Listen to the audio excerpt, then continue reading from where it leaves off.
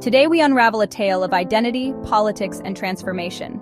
How Hibernia became Ireland, how Pictavia became Scotland, and the political gymnastics involved in sidestepping a bloody and violent past. To the Romans, Ireland was Hibernia, the land of winter. Later, medieval scholars began referring to it as Scotia Major, distinguishing it from Scotia Minor, which we now know as Scotland. Why? Because the people we call Scots today actually originated in Ireland. They were the Scotti, infamous raiders and settlers who spread from Ireland to northern Britain in the early medieval period, mixing with the Picts and eventually giving Scotland its name. But there's a darker side to this history. The Scotti weren't just settlers, they were invaders, pirates, and slavers. Early medieval Irish society, while culturally rich, had an undeniable streak of brutality. Raiding was far more common than farming. Slavery, predominantly the capture, use, and trade of children, was a booming industry. Even St. Patrick, Ireland's patron saint, was a victim of this system, abducted from his Romany Britain home by Irish pirates.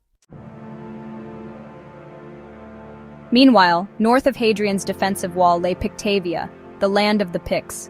These were fiercely independent tribes known for their warrior culture and their mysterious symbol stones. But by the 9th century, the Picts had no choice but to be merged with the Scotti. A key figure in this transformation was Kenneth MacAlpin, a king with both Pictish and Scotti heritage.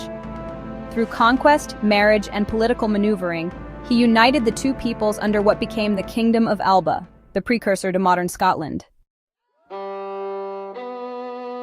As the Scotti's influence grew, so did the name.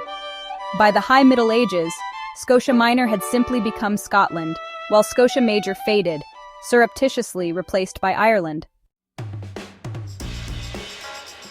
Why did the Irish abandon their Roman and medieval names? The answer lies in politics. By the 12th century, Ireland faced mounting criticism for its violent and lawless reputation. The Viking Age had only amplified this perception, with Irish kings and warlords allying with Norse raiders in endless cycles of bloodshed. When Anglo-Norman invaders arrived in the 12th century, they painted the Irish as barbaric heathens. They invoked Ireland's violent past, its piracy, its invasions, its history of child slavery, as justification for conquest.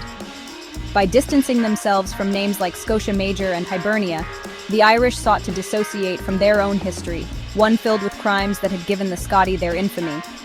Renaming the island Ireland was a political strategy to project a unified, Christian, and civilized identity to the outside world.